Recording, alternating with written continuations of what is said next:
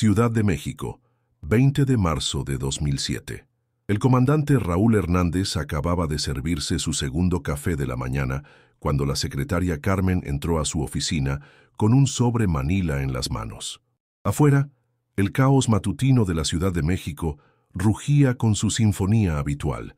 Claxones desesperados de automovilistas atrapados en el tráfico de Reforma, motores de peceros que escupían humo negro mientras transportaban trabajadores hacia el centro, y el grito melodioso de los vendedores ambulantes ofreciendo periódicos, café y tamales recién hechos.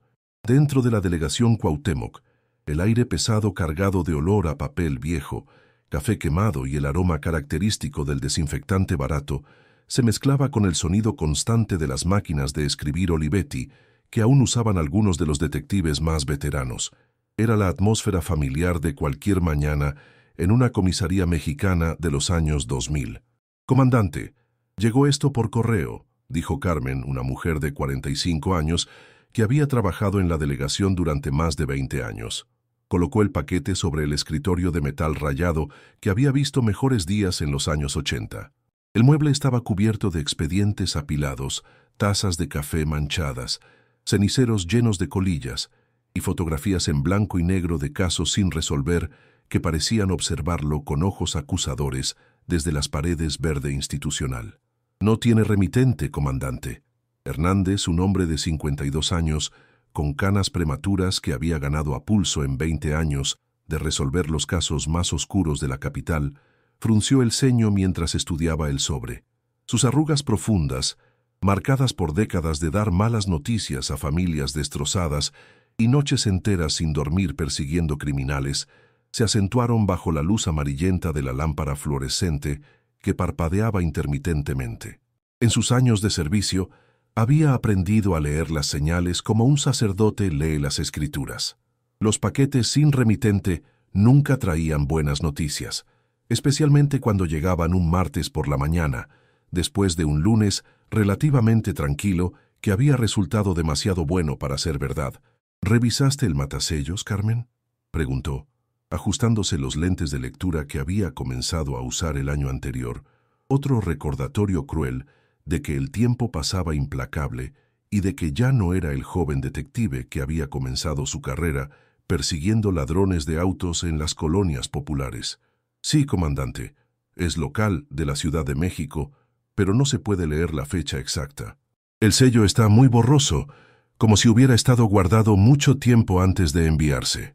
Con manos curtidas por años de manejar evidencia, armas decomisadas y documentos que contaban historias que nadie quería escuchar, Hernández abrió cuidadosamente el sobre. El papel manila crujió bajo sus dedos como hojas secas en otoño, revelando su contenido. Una caja pequeña de cartón, del tipo que usan las joyerías para anillos de compromiso o relojes baratos, envuelta en papel periódico amarillento que parecía tener varios años de antigüedad. Desenroló cuidadosamente el papel periódico, que resultó ser una página del periódico La Jornada, fechada en febrero de 1993. El papel estaba tan viejo que amenazaba con desmoronarse entre sus dedos. Dentro de la envoltura había una pequeña caja de terciopelo azul marino, del tipo que usaban las casas de empeño del centro histórico. Al abrir la caja, Hernández sintió que el mundo se detenía a su alrededor. Era una placa policial, dorada, con el águila nacional grabada en el centro, y las palabras «Policía de la Ciudad de México» en un arco elegante.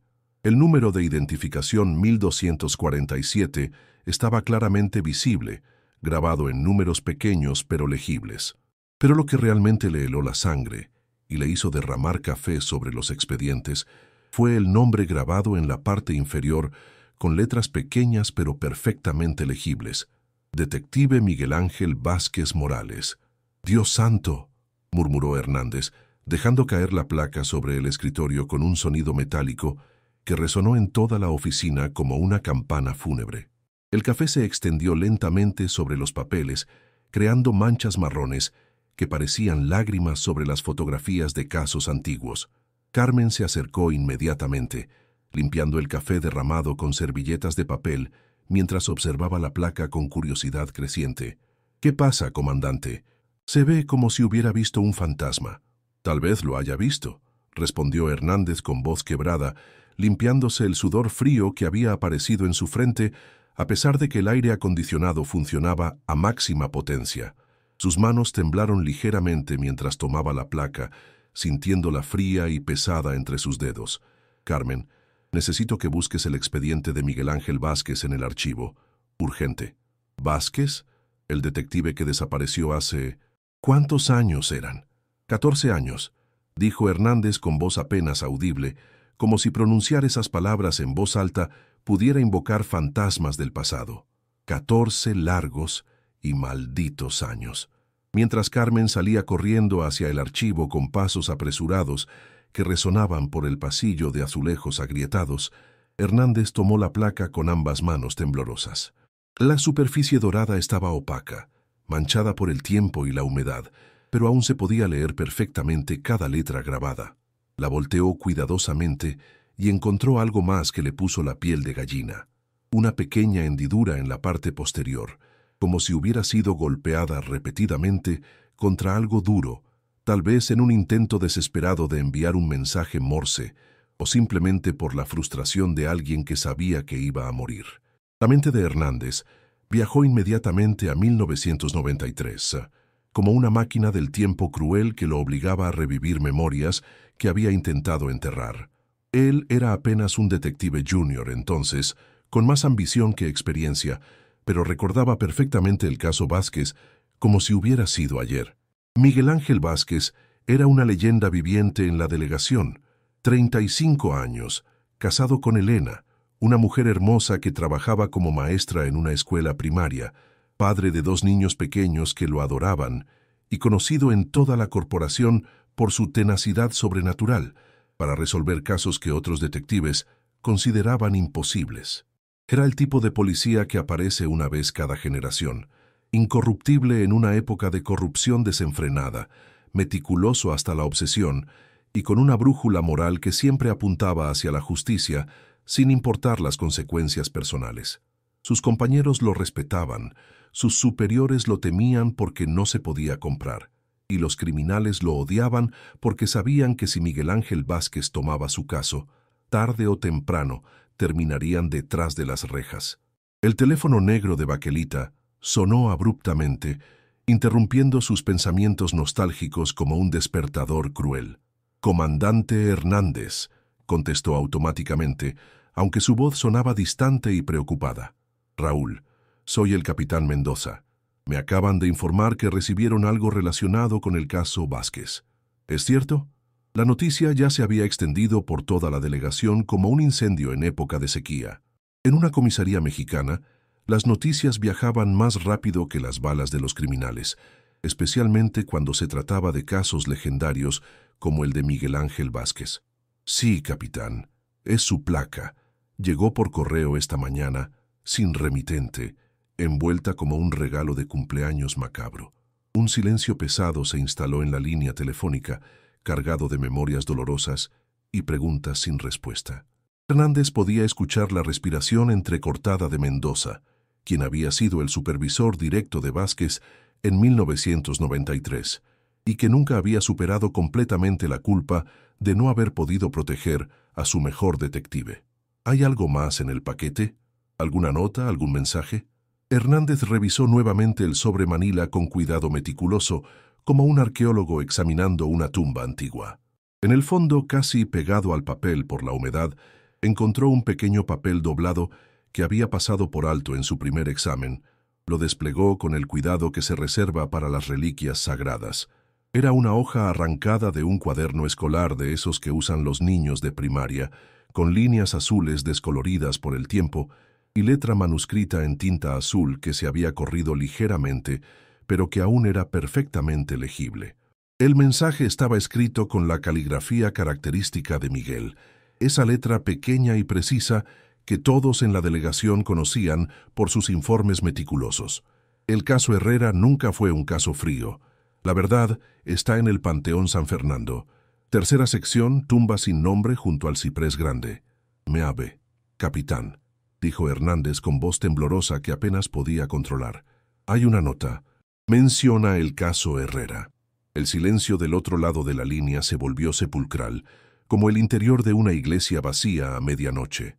El caso Herrera había sido exactamente lo que Miguel Ángel Vázquez estaba investigando cuando desapareció de la faz de la tierra, como si se lo hubiera tragado la ciudad misma. Hernández, quiero que cierres tu oficina ahora mismo. No hables con nadie más sobre esto, ¿me entiendes? Ni con tu esposa, ni con tus compañeros, ni con el perro del vecino. Estaré allí en 20 minutos con un equipo discreto. La línea se cortó abruptamente, dejando a Hernández con la placa en una mano y la nota en la otra, sintiendo como si tuviera 2 granadas sin seguro. Afuera, el ruido del tráfico de la Ciudad de México continuaba su caos habitual, pero dentro de esa oficina el tiempo parecía haberse detenido en 1993. Carmen regresó jadeando con una caja de cartón llena de expedientes polvorientos que parecían haber estado esperando en el archivo como fantasmas impacientes. Aquí está todo lo relacionado con Vázquez, comandante. Su expediente personal, los reportes de la investigación de su desaparición, los testimonios de la familia. ¿Qué quiere que haga? Hernández guardó cuidadosamente la placa y la nota en el cajón superior de su escritorio y lo cerró con llave, guardándose la pequeña llave dorada en el bolsillo de su camisa como si fuera un amuleto. Carmen, no quiero que nadie sepa sobre esto hasta que llegue el capitán Mendoza. ¿Entendido? Ni una palabra a nadie. Sí, señor, respondió Carmen, aunque sus ojos brillaban con la curiosidad natural de alguien que había presenciado suficientes misterios policiales para llenar una biblioteca. Mientras esperaba la llegada de Mendoza, Hernández no pudo evitar pensar en Elena Vázquez, la viuda que técnicamente no era viuda porque nunca habían encontrado un cuerpo. La última vez que la había visto fue en el funeral simbólico que organizaron 2 años después de la desaparición de Miguel Ángel, una ceremonia agridulce donde enterraron un ataúd vacío mientras la lluvia caía sobre el Panteón San Fernando como lágrimas del cielo. Elena había estado parada junto a la tumba vacía, vestida de negro riguroso, sosteniendo las manos pequeñas de sus 2 hijos que preguntaban una y otra vez con voces inocentes cuándo regresaría papá de su viaje de trabajo. Era una imagen que había perseguido a Hernández durante años, una mujer joven y hermosa, destrozada por la incertidumbre, condenada a vivir en un limbo emocional donde no podía hacer duelo porque no tenía confirmación de la muerte de su esposo. ¿Cómo le iba a decir ahora que después de 14 años de silencio absoluto, su esposo tal vez había encontrado una manera de enviar un mensaje desde donde quiera que estuviera? ¿Y qué tipo de mensaje era este? ¿Una pista final hacia la justicia o una confirmación tardía de su muerte? La pregunta que atormentaba a Hernández era simple pero aterradora. ¿Quién había enviado la placa después de todos estos años? ¿Y por qué ahora? Ciudad de México, abril-mayo de 1993. Miguel Ángel Vázquez Morales se ajustó la corbata azul marino mientras observaba las fotografías del expediente Herrera, esparcidas sobre su escritorio como piezas de un rompecabezas macabro. Era viernes por la noche, 30 de abril de 1993, y la mayoría de sus compañeros ya se habían ido a sus casas a cenar con sus familias y ver telenovelas, pero Miguel permanecía en su cubículo, iluminado por una lámpara de escritorio que proyectaba sombras dramáticas sobre las paredes verde institucional de la delegación. A sus 35 años, Miguel tenía la reputación bien ganada de ser el detective más meticuloso de la delegación Cuauhtémoc, posiblemente de toda la Ciudad de México. Sus compañeros lo llamaban el perfeccionista, con una mezcla de admiración y exasperación, porque nunca dejaba un caso sin resolver, sin importar cuántas horas extras tuviera que trabajar o cuántas puertas tuviera que tocar. Era un hombre de estatura media, complexión atlética mantenida por sus caminatas matutinas por el bosque de Chapultepec, cabello negro peinado hacia atrás con brillantina que comenzaba a mostrar las primeras canas plateadas en las sienes, y ojos café oscuro que parecían capaces de ver a través de las mentiras más elaboradas. ¿Otra vez trabajando hasta tarde, Miguel?, preguntó la detective Patricia Ruiz, asomándose por encima de la pared de su cubículo contiguo.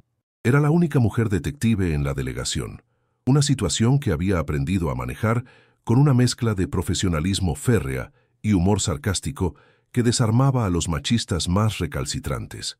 Patricia era una mujer de 30 años, cabello castaño cortado en bob práctico, ojos verdes inteligentes y la determinación que solo desarrollan las mujeres que han tenido que demostrar su valía en un mundo dominado por hombres. Había desarrollado una amistad especial con Miguel porque él siempre la había tratado como un igual en un ambiente donde algunos compañeros aún creían que las mujeres debían limitarse a hacer café y tomar dictado. «El caso Herrera no me deja dormir», respondió Miguel, pasándose la mano por el cabello en un gesto que Elena reconocería como señal de preocupación profunda. Han pasado 8 meses desde que encontraron el cuerpo de Sebastián Herrera en ese callejón del centro histórico, y seguimos sin pistas sólidas que nos lleven a algún lado. Patricia se acercó y se sentó en la silla de visitantes frente al escritorio de Miguel, una silla de metal con cojín de vinil rojo que había visto mejores días. Notó inmediatamente la organización obsesiva que caracterizaba a Miguel, cada documento perfectamente alineado, cada fotografía numerada y catalogada, cada nota escrita con letra pequeña y precisa. ¿Por qué te obsesionaste tanto con este caso en particular? Tenemos otros homicidios más recientes, casos donde la evidencia está más fresca. Miguel levantó una fotografía en blanco y negro que mostraba el cuerpo de Sebastián Herrera tal como lo había encontrado un vagabundo en un callejón estrecho detrás de la Catedral Metropolitana. Era un hombre joven, bien vestido, que claramente no pertenecía a ese lugar sórdido. Tenía 3 disparos en el pecho, agrupados de manera profesional, y su cartera había sido vaciada pero dejada en el lugar. «Porque algo no cuadra en absoluto, Patricia. Mira esto», dijo señalando detalles en la fotografía con un lápiz de punta fina. Sebastián Herrera era un contador respetable de 28 años, casado con Carmen, sin hijos todavía, sin deudas significativas, sin enemigos conocidos según todos los testimonios que hemos recopilado. Trabajaba para una empresa de construcción llamada Desarrollos Metropolitanos desde hacía 3 años. Tenía un récord de trabajo impecable, y todos sus compañeros lo describían como un hombre tímido, dedicado y meticuloso. ¿Y qué te hace pensar que no fue un robo que salió mal? Los disparos podrían haber sido de pánico, y el hecho de que vaciaran su cartera, porque vaciaron la cartera pero dejaron su reloj Seiko, que valía más que el dinero que traía. Porque los disparos están agrupados de manera que sugiere entrenamiento militar o policial, y porque su esposa, Carmen Herrera, me ha contado cosas que no aparecen en el expediente oficial. Miguel abrió una libreta de notas de cuero marrón, el mismo tipo que usaba para todos sus casos, y comenzó a leer con voz pausada. Carmen dice que en las 3 semanas antes de su muerte, Sebastián estaba extremadamente nervioso. No dormía bien, se despertaba en la madrugada sudando frío y revisaba obsesivamente las cerraduras de todas las puertas y ventanas de la casa. También había empezado a guardar documentos importantes en una caja de seguridad en el banco, algo que nunca había hecho antes, sin decirle a ella qué contenían esos documentos. Patricia tomó otra fotografía que mostraba la escena del crimen desde un ángulo diferente. El callejón estaba ubicado en una zona transitada del centro histórico, pero el cuerpo había sido encontrado a las 5 de la mañana, cuando solo los barrenderos y algunos vagabundos merodeaban por las calles. ¿Crees que descubrió algo comprometedor en su trabajo? Exactamente, dijo Miguel, levantándose y caminando hacia una pizarra de corcho donde había pegado fotografías, documentos, mapas y líneas de hilo rojo conectando diferentes elementos como una telaraña de conspiracy. Patricia siempre se impresionaba con la manera en que Miguel organizaba sus investigaciones. Su oficina parecía el estudio de un profesor universitario especializado en criminología más que el cubículo de un detective de la policía mexicana. He estado investigando discretamente a Desarrollos Metropolitanos durante las últimas 6 semanas y encontré un patrón muy interesante. Mira estos números, dijo, señalando una serie de documentos financieros pegados en la pizarra. Los presupuestos que Desarrollos Metropolitanos presenta al gobierno para contratos públicos siempre son exactamente 23% más bajos que los de sus competidores más cercanos. Siempre. Sin excepción. Patricia se acercó a la pizarra y estudió los documentos con atención creciente. Esa consistencia es matemáticamente imposible en cualquier industria competitiva, a menos que alguien les esté dando información privilegiada sobre las propuestas de las otras empresas antes de que presenten las suyas. Es la única explicación lógica.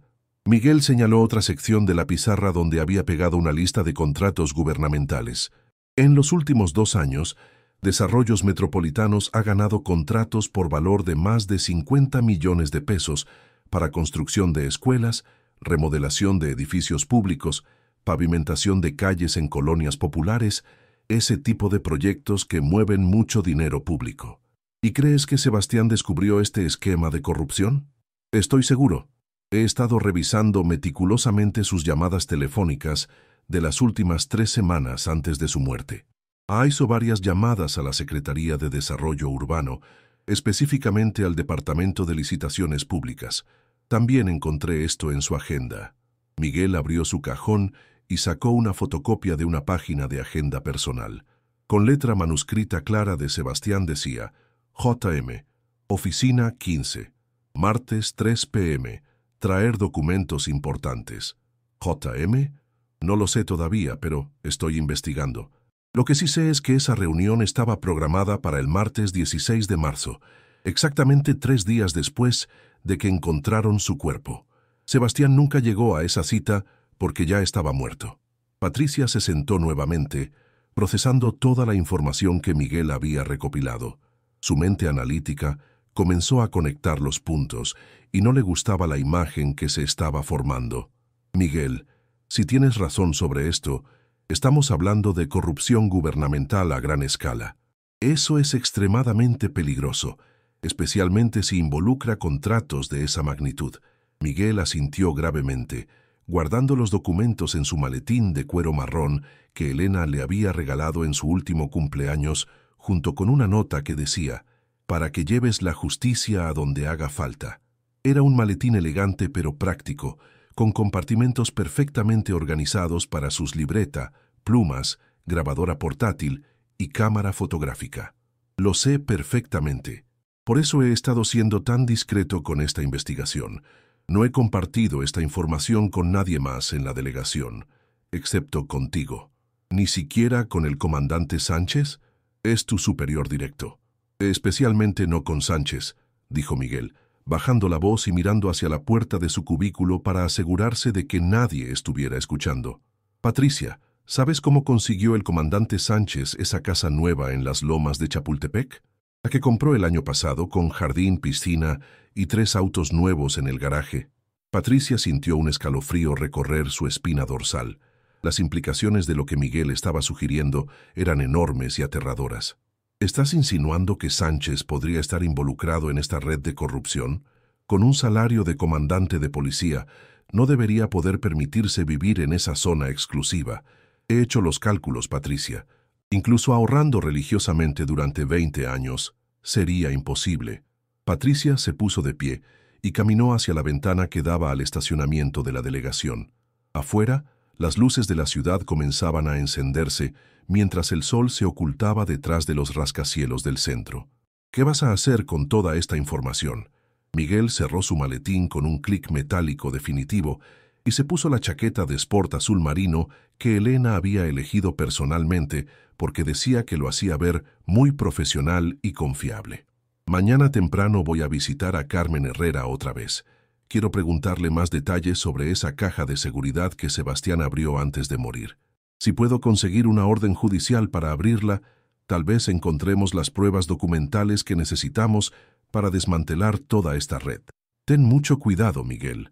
Si realmente hay corrupción policial involucrada en esto, estaré bien, dijo Miguel sonriendo con esa confianza natural que siempre tranquilizaba a quienes lo rodeaban.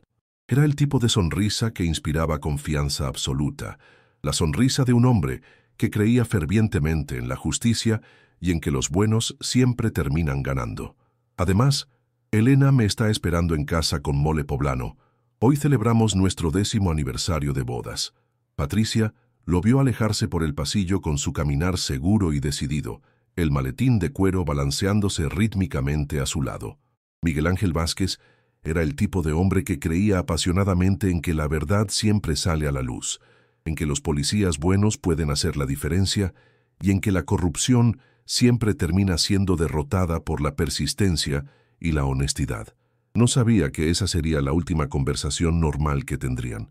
Mientras Miguel caminaba hacia su Tsuru blanco en el estacionamiento de la delegación, ajustándose la corbata y pensando en la cena romántica que Elena había preparado para celebrar su aniversario, no notó el Chevy Suburban negro con cristales polarizados que había estado estacionado en la esquina durante las últimas 3 horas, ni vio cuando el motor se encendió silenciosamente y comenzó a seguirlo a distancia prudente.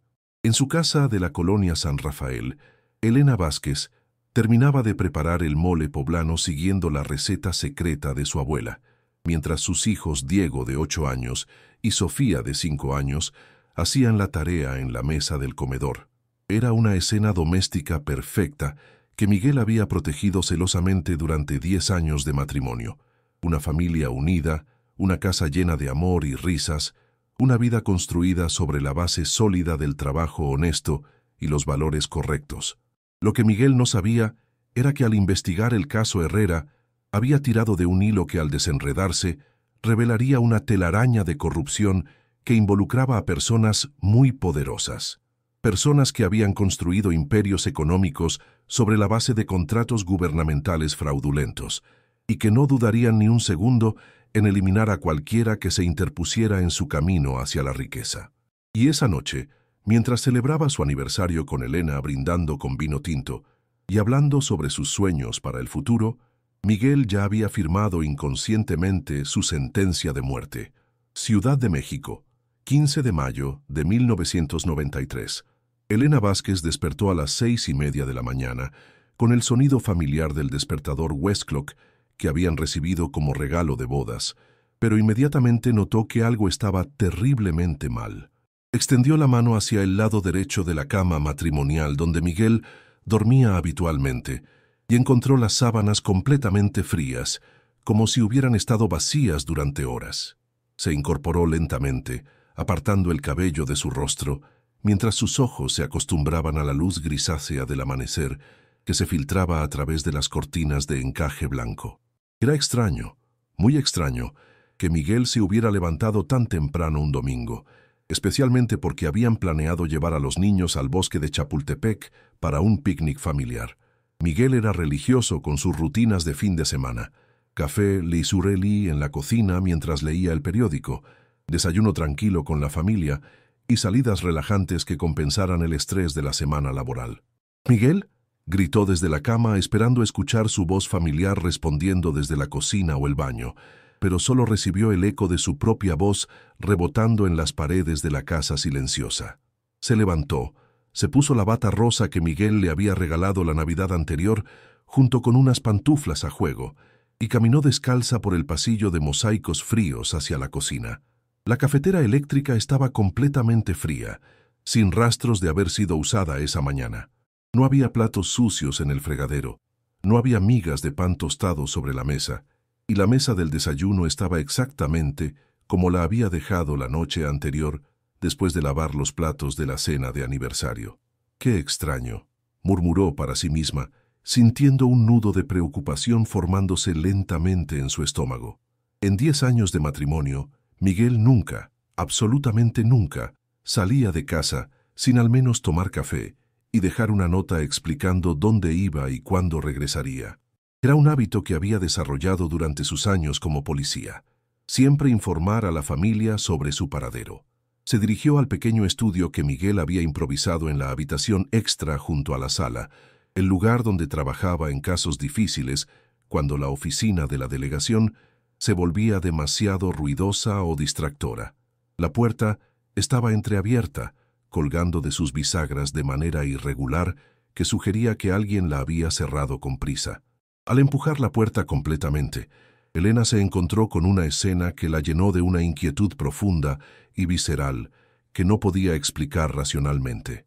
Los archivos del caso Herrera estaban esparcidos por todo el escritorio de madera, como si alguien los hubiera estado revisando frenéticamente.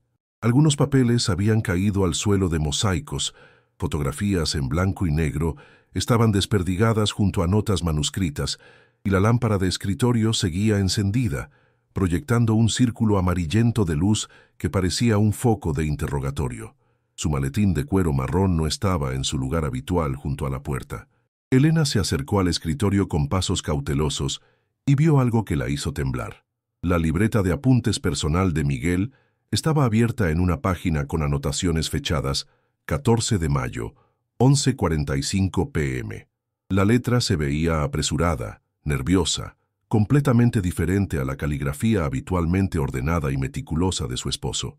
Carmen Herrera me llamó urgente. Dice que alguien entró a su casa esta noche buscando la llave de la caja de seguridad de Sebastián. No se llevaron nada de valor, pero revisaron toda la casa como si buscaran algo específico. Tengo que ir al banco mañana temprano antes de que abran al público. Si algo me pasa, Elena debe saber que el número de la caja de seguridad es 347 en Bancomer sucursal Reforma. Es la única manera de obtener justicia para Sebastián. Elena sintió que el mundo se tambaleaba a su alrededor como si hubiera ocurrido un terremoto silencioso. Con manos temblorosas que apenas podía controlar, tomó el teléfono negro de mesa y marcó con dedos torpes el número de la delegación que se sabía de memoria. Delegación Cuauhtémoc, buenos días, habla el oficial Ramírez.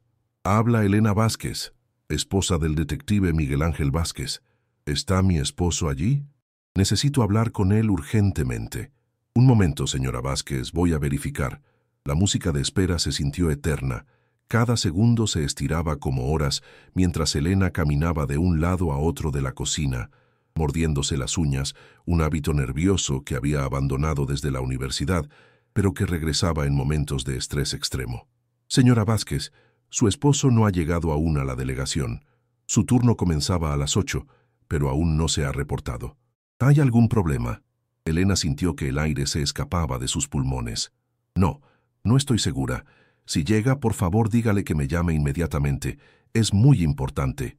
Colgó el teléfono con manos que temblaban incontrolablemente y se quedó parada en medio de la cocina, tratando de procesar la información que había encontrado en la libreta. La caja de seguridad. Carmen Herrera. Alguien había entrado a la casa de la viuda buscando algo relacionado con su esposo muerto. Decidió llamar directamente a Carmen Herrera.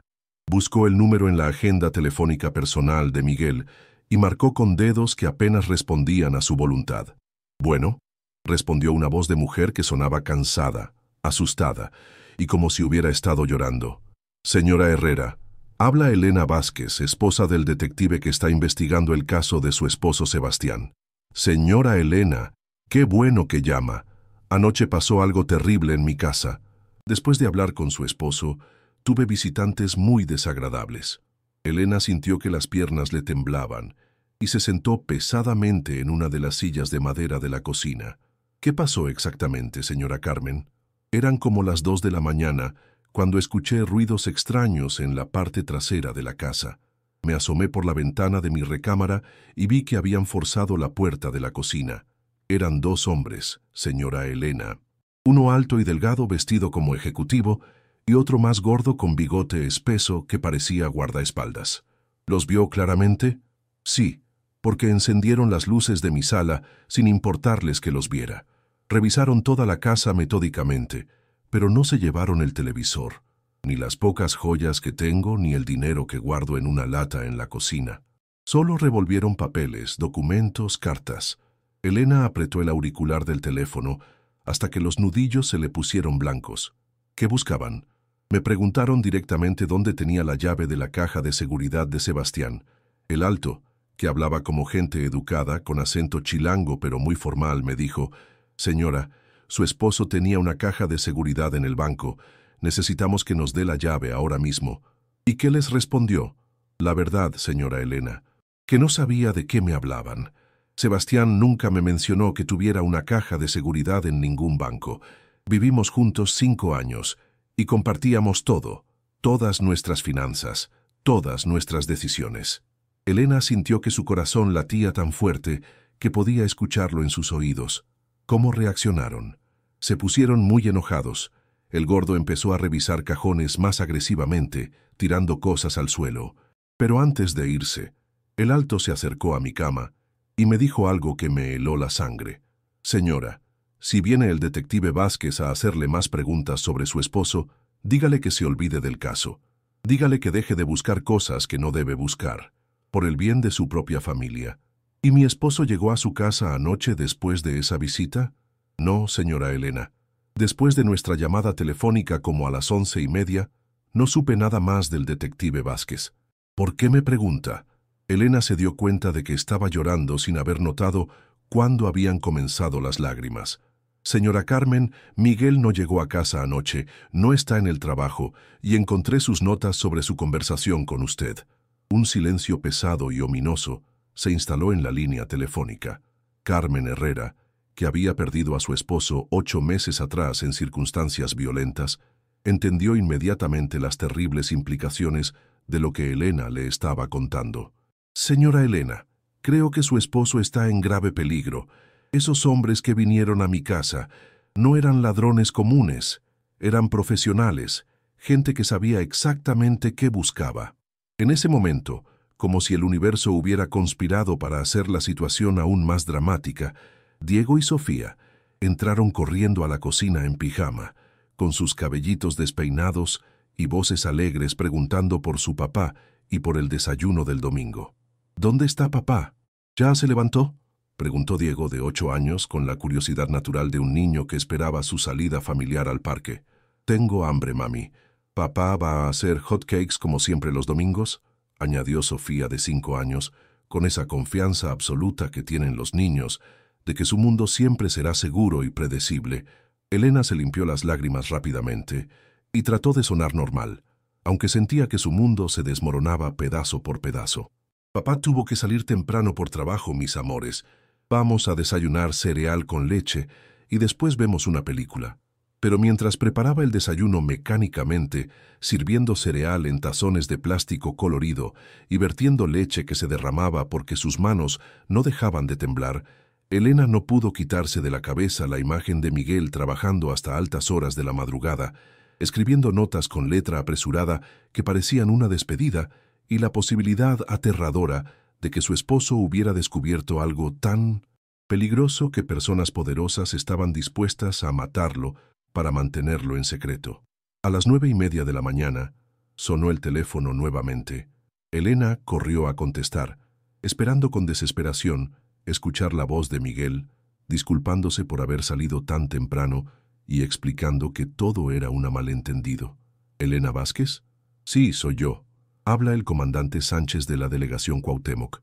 Señora, necesito que venga a la delegación inmediatamente. Tenemos que hablar sobre su esposo.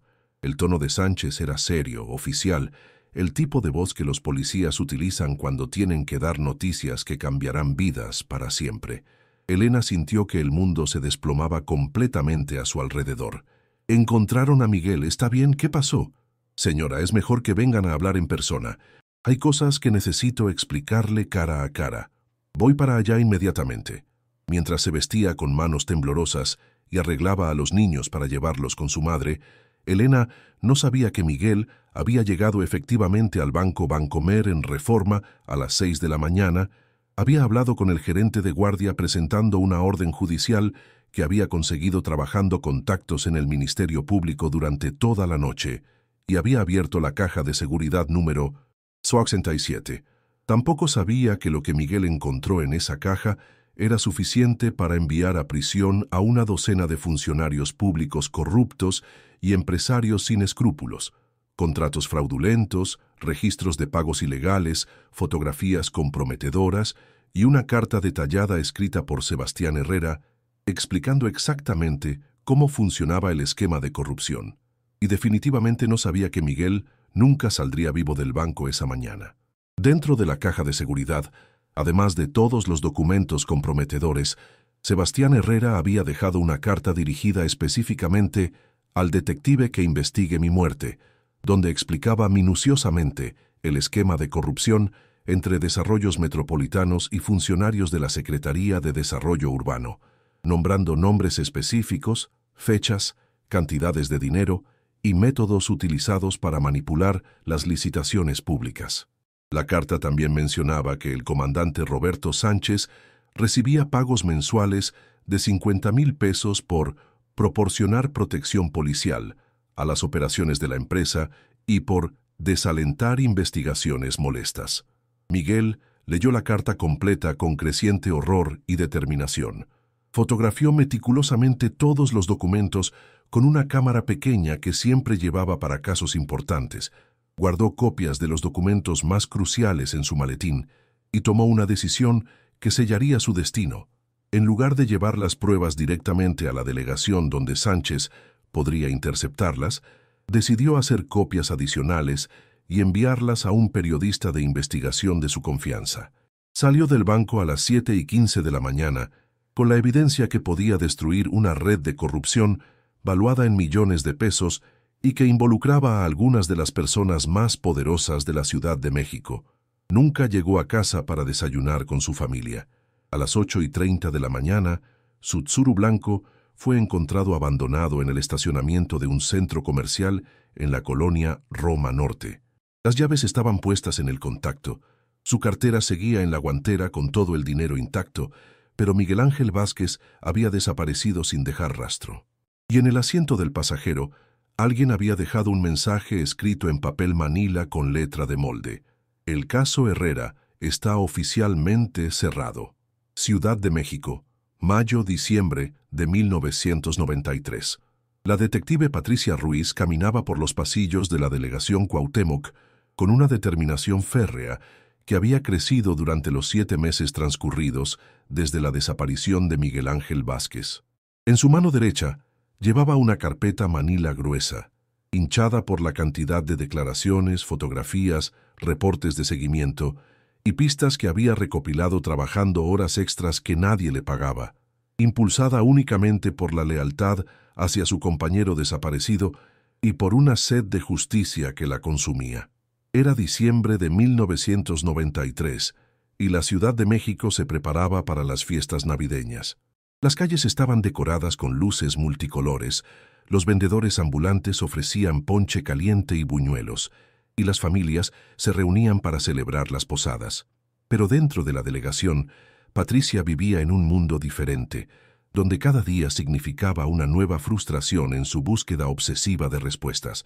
«Patricia, ven a mi oficina ahora mismo», le gritó el comandante Roberto Sánchez desde su despacho, su voz cargada de irritación y autoridad. Era un hombre de 50 años, corpulento, con bigote gris espeso y una tendencia a sudar excesivamente cuando estaba nervioso o molesto. Patricia respiró profundamente, ajustó su blusa azul marino y se dirigió hacia la oficina del comandante con pasos decididos que resonaban sobre los azulejos agrietados del pasillo. Sabía exactamente por qué Sánchez la llamaba, y ya no le importaban las consecuencias. Entró a la oficina climatizada, donde Sánchez la esperaba detrás de su escritorio de madera lustrada, un mueble que parecía demasiado caro para el salario de un comandante de policía. Las paredes estaban cubiertas de fotografías enmarcadas que mostraban a Sánchez estrechando manos con políticos de alto nivel, empresarios prominentes y funcionarios gubernamentales, incluyendo varias fotografías donde aparecía junto al gobernador del estado en eventos oficiales. «Siéntate», le ordenó Sánchez sin levantar la vista de unos papeles que fingía leer, aunque Patricia podía ver que sus ojos no se movían de manera que indicara lectura real. «Tenemos que hablar seriamente sobre tu obsesión poco saludable con el caso Vázquez».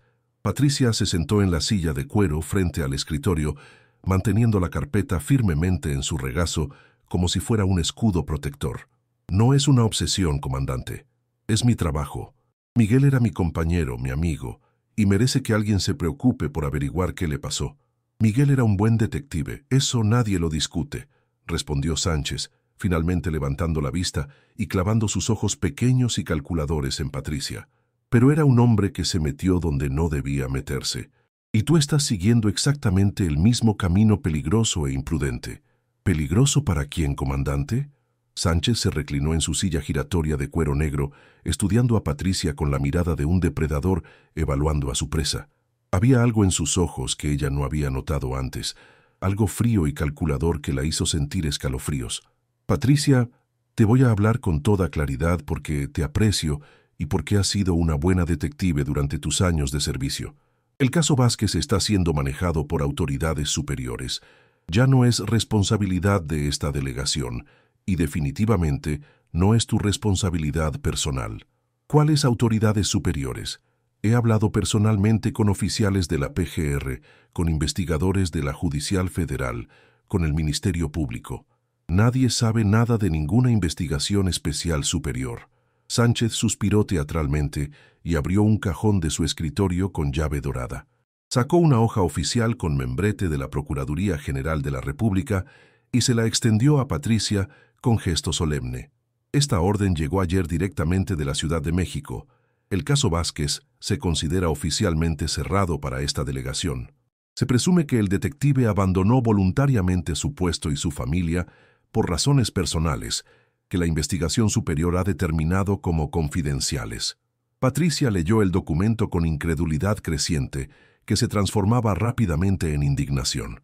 El lenguaje era técnico y frío, lleno de terminología legal que, básicamente, significaba que Miguel había decidido desaparecer por su propia voluntad. ¿Razones personales? Comandante, usted conocía a Miguel Ángel Vázquez tan bien como yo. Era absolutamente imposible que ese hombre abandonara a Elena y a sus hijos. Además, encontramos evidencia física que sugiere...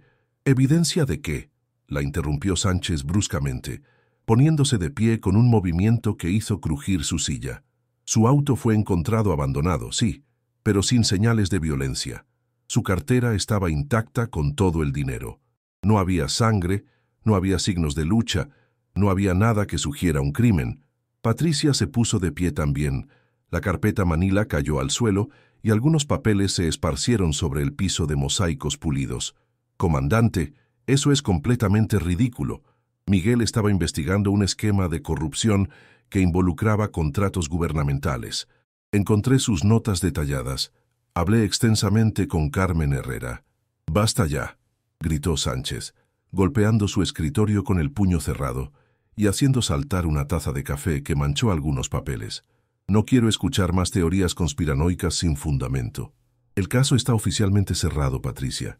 Y si sigues insistiendo con esta investigación no autorizada, voy a tener que reconsiderar seriamente tu posición en esta delegación». Patricia se agachó para recoger sus papeles del suelo, sintiendo que las manos le temblaban de rabia contenida más que de miedo. «¿Me está amenazando directamente, comandante?» «Te estoy protegiendo», dijo Sánchez, bajando el tono pero manteniendo una intensidad amenazante en su voz. «Hay fuerzas muy poderosas involucradas en este asunto. Gente que tiene recursos, influencia, y que no duda ni un segundo en eliminar obstáculos molestos cuando es necesario. Como eliminaron a Miguel». Sánchez no respondió verbalmente, pero la mirada que le dirigió fue más elocuente que cualquier confesión. Patricia entendió en ese momento que había cruzado una línea invisible pero muy real. «Tómate 2 semanas de vacaciones», ordenó Sánchez, volviendo a sentarse y fingiendo revisar papeles nuevamente. «Cuando regreses quiero que te concentres exclusivamente en casos nuevos. El caso Vázquez no existe. ¿Entendido?» Patricia salió de la oficina con la carpeta bajo el brazo y una certeza aterradora que la perseguiría durante años. El comandante Roberto Sánchez sabía exactamente qué le había pasado a Miguel Ángel Vázquez y muy probablemente había participado directamente en su desaparición. Esa misma tarde, en su departamento modesto de la Colonia del Valle, un apartamento de 2 recámaras que había comprado con un crédito del Infonavit, Patricia extendió todos los documentos del caso sobre la mesa de su comedor. La mesa de madera se llenó completamente con fotografías del auto abandonado, copias de las últimas llamadas telefónicas de Miguel, transcripciones del testimonio de Carmen Herrera sobre los hombres que habían entrado a su casa, y algo más que no había compartido con nadie, ni siquiera con Elena Vázquez: la grabación de la última conversación telefónica que había tenido con Miguel. Había sido el 14 de mayo a las 11:30 de la noche. Miguel la había llamado desde su casa. Sonaba agitado pero emocionado, con esa mezcla de nerviosismo y determinación que ella conocía bien de otros casos importantes. «Patricia, creo que finalmente lo tengo. Encontré la conexión definitiva entre desarrollos metropolitanos y funcionarios corruptos de la Secretaría de Desarrollo Urbano». «¿Qué encontraste exactamente?». Carmen Herrera me llamó hace una hora. Está aterrorizada porque alguien entró a su casa esta noche buscando algo específico.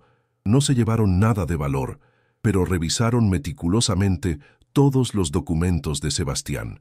Estaban buscando la llave de una caja de seguridad que ella ni siquiera sabía que existía. ¿Una caja de seguridad?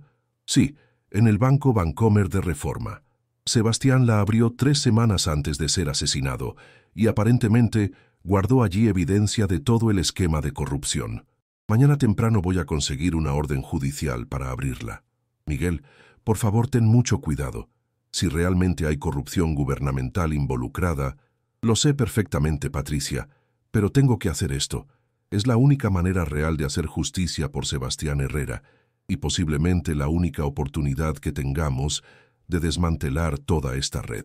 Esa había sido la última vez que alguien había hablado con Miguel Ángel Vázquez. Patricia tomó su teléfono y marcó el número que tenía anotado en su libreta personal. Después de 3 timbres largos, contestó una voz cansada que había envejecido años en los últimos meses. «Bueno, señora Elena», habla Patricia Ruiz. «Podemos reunirnos esta noche. Tengo información nueva sobre Miguel, pero no puedo hablar por teléfono». Un silencio pesado y luego, «¿Información buena o mala, detective?» «Honestamente, no lo sé todavía, pero creo que finalmente sé por qué el comandante Sánchez está tan desesperado por cerrar el caso de su esposo. Venga a mi casa esta noche, después de que los niños se vayan a dormir. A las 10 en punto». Patricia colgó el teléfono y miró nuevamente todos los documentos esparcidos en su mesa. Sabía que se estaba metiendo en algo extremadamente peligroso, algo que podría costarle su carrera o incluso su vida, pero también sabía que Miguel habría hecho exactamente lo mismo por ella.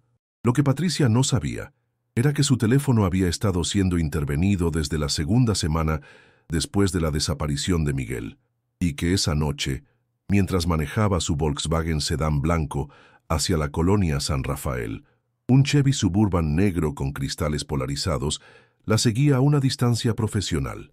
En la casa de la colonia San Rafael, Elena Vázquez había acostado a Diego y Sofía después de leerles un cuento de hadas que terminaba con el príncipe regresando a casa para reunirse con su familia. Los niños ya habían dejado de preguntar diariamente cuándo regresaría papá, pero Elena veía en sus ojos la misma tristeza profunda y confusión que sentía ella cada momento de cada día. Mientras preparaba café para Patricia, Elena pensaba en los 7 meses más difíciles de su vida.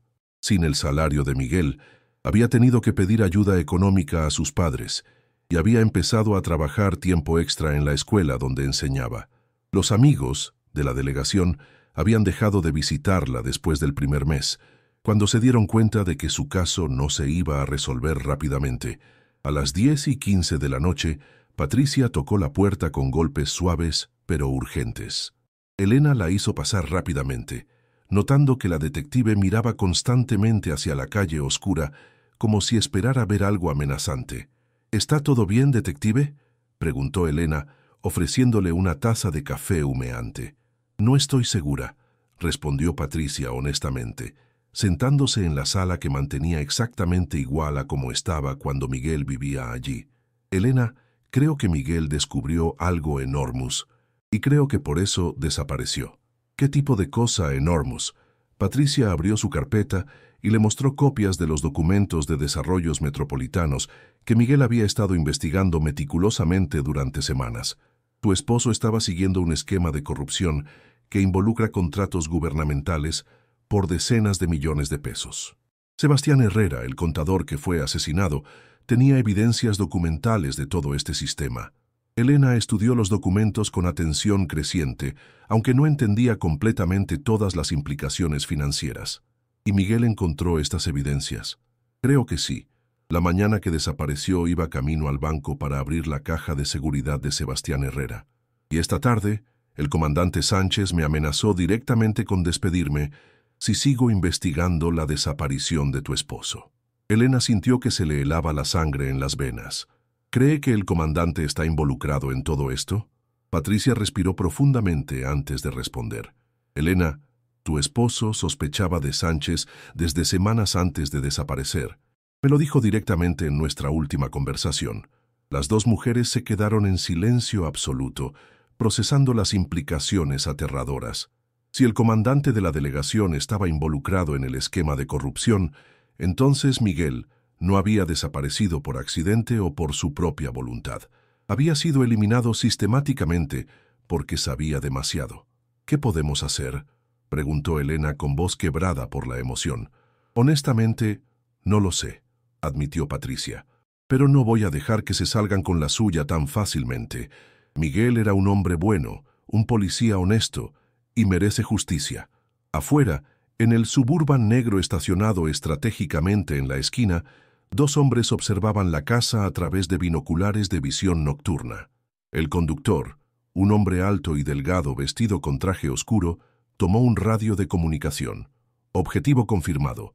La detective está pasando información confidencial a la viuda. Recibido. ¿Cuáles son las órdenes? Esperen instrucciones. El jefe quiere evaluar la situación antes de proceder. ¿Ambos objetivos? Afirmativo, pero que parezca accidental. Un robo que salió mal, un accidente automovilístico, algo creíble. Pero esa noche, el destino intervino de una manera completamente inesperada. Diego, el hijo mayor de Elena, despertó con una pesadilla terrible y comenzó a llorar tan fuerte que Elena tuvo que quedarse en su cuarto durante más de una hora para calmarlo. Patricia decidió quedarse hasta asegurarse de que el niño estuviera bien y terminó pasando toda la noche en la casa. Los hombres del Suburban, al ver las luces encendidas y movimiento constante en la casa durante toda la madrugada, decidieron posponer la operación hasta encontrar una oportunidad más segura y discreta. Al día siguiente, Patricia tomó una decisión que cambiaría el curso de los eventos 14 años después. Pidió una transferencia oficial a la delegación Tlalpan, pero antes hizo algo crucial. Siguiendo las instrucciones que Miguel le había dado semanas antes como precaución, envió por correo la placa de Miguel con una nota escrita por él mismo, programada para llegar exactamente 14 años después. Ciudad de México, marzo de 2007, 14 años después. Cuando la placa llegó a la delegación en 2007, tal como Miguel había planeado, todo cambió. El comandante Hernández, Patricia, ahora trabajando en Tlalpan, y el capitán Mendoza siguieron las pistas que Miguel había dejado. En el Panteón San Fernando encontraron la caja enterrada con documentos, fotografías y grabaciones que Miguel había escondido antes de morir. La evidencia mostraba toda la red de corrupción entre desarrollos metropolitanos y funcionarios como Roberto Sánchez. Siguiendo las pistas adicionales, encontraron el cuerpo de Miguel en el sótano de una casa abandonada, propiedad de la empresa corrupta. Había sido ejecutado después de descubrir la verdad, pero su plan para que la justicia llegara después de su muerte había funcionado perfectamente. Roberto Sánchez fue arrestado y condenado a cadena perpetua por asesinato y corrupción. Joaquín Méndez, dueño de Desarrollos Metropolitanos, recibió la misma sentencia. Docenas de funcionarios corruptos fueron enviados a prisión. Elena, después de 14 años de espera, finalmente pudo despedirse de Miguel y hacer su duelo. Sofía se convirtió en comandante de la nueva unidad de personas desaparecidas, creada en honor a su padre. Diego abrió su taller mecánico Servicio Honesto Vázquez. El caso de Miguel Ángel Vázquez se convirtió en leyenda en la policía mexicana. El detective que sacrificó su vida por la justicia y logró que la verdad sobreviviera 14 años para finalmente triunfar. Como había escrito en su última nota, la verdad siempre sobrevive, incluso cuando nosotros no podemos hacerlo. Fin.